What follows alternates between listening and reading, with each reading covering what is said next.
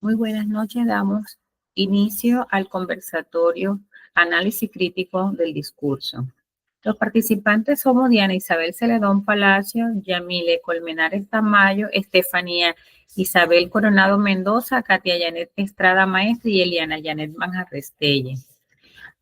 Como reflexión, el discurso no solo describe la realidad, sino que también la construye y la transforma. Por eso, analizarlo críticamente es un acto profundamente político. ¿Qué es el análisis crítico discursivo? Autor clave, Ten Van Dijk. El análisis crítico del discurso estudia cómo el lenguaje refleja o transforma las relaciones de poder e ideología. Inicia en la familia, se fortalece en la escuela y se consolida la participación ciudadana.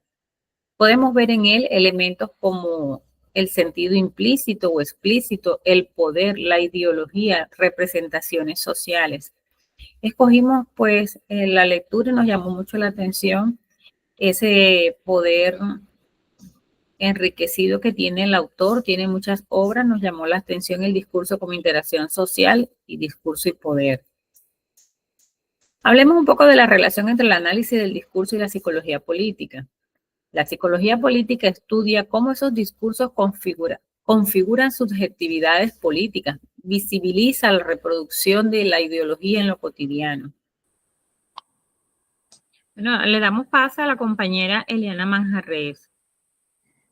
Muchas gracias. En cuanto al análisis del diagnóstico de la psicología política, es una herramienta metodológica fundamental para comprender cómo el lenguaje que usamos en la vida cotidiana no solo describe las realidades, sino que la construye, reproduce o podemos decir que transforma. A través del ACD se puede identificar cómo ciertos discursos sociales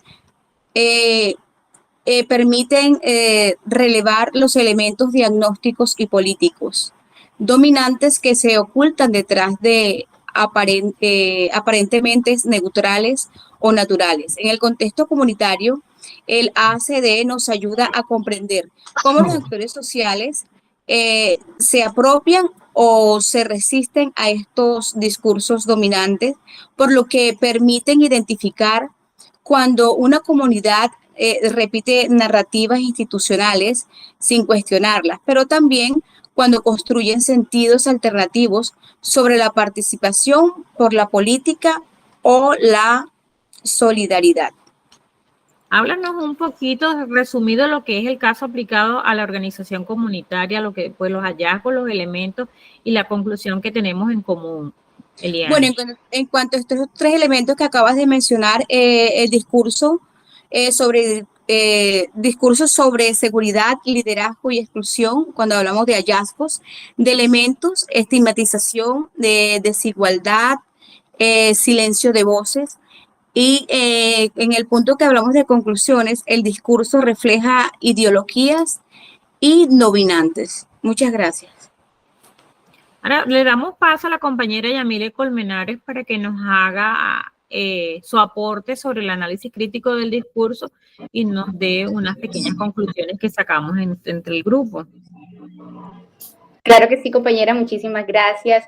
Bueno, inicialmente quiero iniciar diciendo que el análisis crítico del discurso es una herramienta que nos ayuda a entender qué hay detrás de lo que la gente dice o escribe, especialmente cuando se trata de temas sociales, políticos o de poder, como en el caso pues, del curso que estamos viendo de psicología política.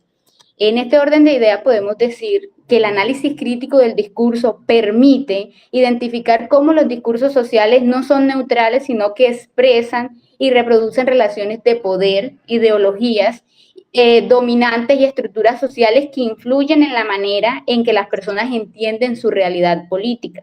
A través del lenguaje se transmiten visiones del mundo que legitiman ciertos intereses y excluyen a otros. Así el análisis crítico del discurso ayuda a desnaturalizar lo que presenta como normal o el sentido común, relevando los conflictos simbólicos detrás de cada narrativa. Un ejemplo de ello podemos mencionar en los contextos de conflicto armado, los discursos institucionales pueden representarse a ciertos actores como delincuentes o enemigos, mientras que otros son reconocidos como víctimas o como ciudadanos ejemplares. Esta clasificación no solo se refleja una ideología, sino que tiene efectos en las políticas públicas y la justicia y la reparación.